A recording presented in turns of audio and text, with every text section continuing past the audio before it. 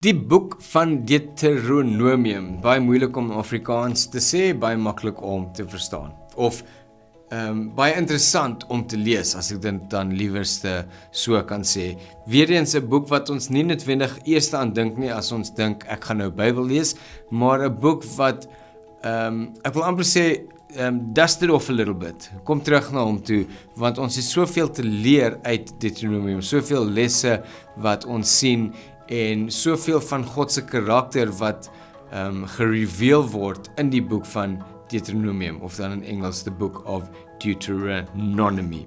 So, waaroor gaan die boek? Wat is die boodskap van die boek van Deuteronomium? Vir wie is dit geskryf? Wanneer of in watse tyd is dit geskryf? En waarom is dit geskryf? Nou, die laaste boek van Moses, die laaste boek van die Torah, Genesis, Exodus, Leviticus, Numeri, Deuteronomium.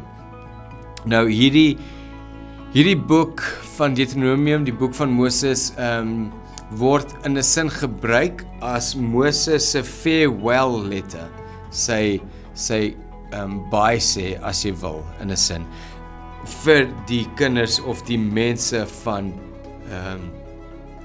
Israel.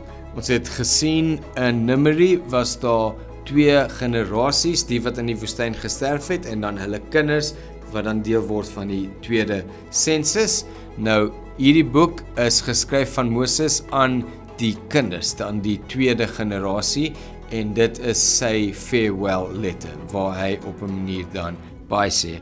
En hy begin deur om 'n opsomming te gee van die storie of die verhaal van die tyd uit Egipte uit tot in die woestyn, sodat hulle nie vergeet waarvan af hulle kom nie, maar ook nie vergeet wie hulle is en wie God vir hulle is nie. So dit gee vir hulle dit, ek wil nie sê herstel nie, maar dit ingrains their identity. Dit bevestig hulle identiteit in wie hulle is in God en wie God vir hulle is. Dit bevestig hulle identiteit as God se chosen folk, as Israeliete. En wat hy meer doen in hierdie brief aan die Israeliete is hy berei hulle voor vir dan oorlog. Hy berei hulle voor vir die weermag en die fight, as jy wil, wat gaan kom wanneer hulle in die land inkom. Maar saam met dit, soos ons gesê het, bevestig hy ook die kultuur van die Israeliet. Wie is jy? Wie is God vir jou? Wat het God vir jou gedoen? Wie is jy in God? Wat se tipe mens is jy? Moenie vergeet wie jy is nie.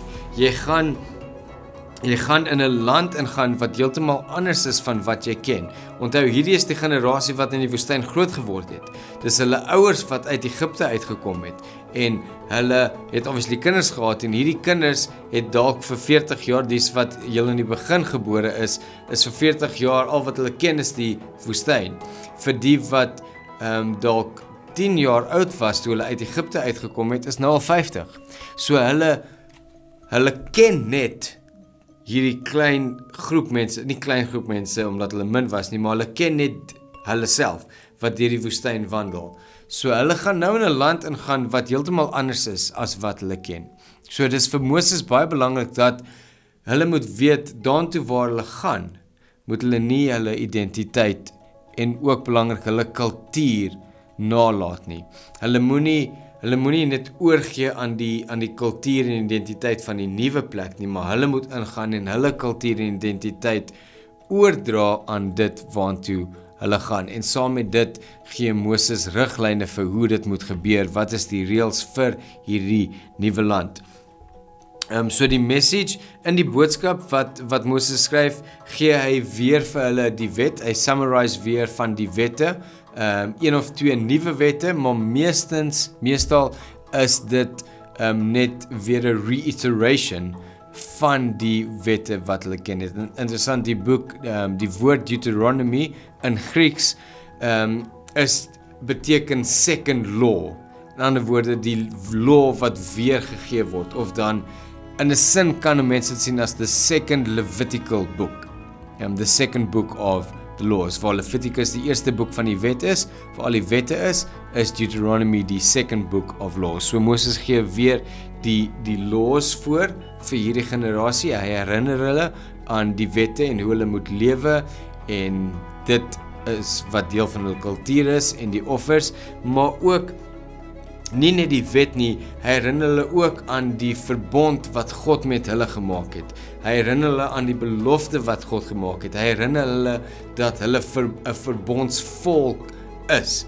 En in Levitikus het ons gesien, is in Levitikus Numeri, het ons gesien waar die eerste generasie rebel en hulle mag nie in die land ingaan nie. Hulle het vergeet wie hulle was. Hulle het vergeet of hulle het nie geglo in die belofte nie. So nou vir hierdie generasie is dit belangrik vir Moses om hulle te herinner dat hulle moet vashou aan die verbond, dat hulle kinders van 'n verbond is. They are people of covenant, dat die Here belofte gemaak het en dat hulle dit nie moet vergeet nie. Veral nie wanneer hulle by die beloofde land inkom nie. So hulle staan nou on the precipice of a new generation. Hulle staan in die punt, aan die oorgangstyd van 'n nuwe, nie net nuwe generasie, maar 'n nuwe chapter, hoofstuk in hulle lewe, waar hulle nou in Canaan, die beloofde land gaan ingaan. Maar saam met dit kom sy eie troubles en sy eie moeilikhede, want die mense van Canaan het hulle eie kultuur, soos ons vroeër gesê het. Hulle het hulle eie gode, hulle het hulle eie manier van aanbid, hulle het hulle eie offers wat hulle moet bring. En dit is baie belangrik vir Moses om hulle voor te berei daarvoor, dat hulle nie net inval met wat gebeur nie, dat hulle vashou aan wie hulle is. Want die Canaanites was mense wat idols gehad het. En hierdie idols het hulle gehad wat kom ons sê wêreldse goed verteenwoordig het. Hulle het gode gehad, a god of war, the god of money, en wêreldse aardlikse goed, wat ons God nie is nie. So Moses herinner hulle, there is one God, there is one true God, daar's net een God, en dit is jou God, dit is die God van die belofte, dit is die God van die verbond wat hy met Abraham gemaak het. So moenie val vir al die ander gode nie, onthou daar's een God. En dit is die identiteit van Israel. Dit is wie Israel is. Israel is die volk wat een God het, en nie die volk wat klomp verskillende gode het nie. So wanneer Deuteronomium gaan en hulle dit leer vir ons hoe om anders te wees, nie anders as wat ons is nie, maar anders as die mense rondom ons. Daar's 'n baie bekende gedeelte in Deuteronomium waar die Here sê, I lay before you life and death. Choose life, that you and the generations after you might live. I lay before you blessing and curse. So hulle moet konstant daai keuse maak om God te kies en nie die gode van die Canaanites nie.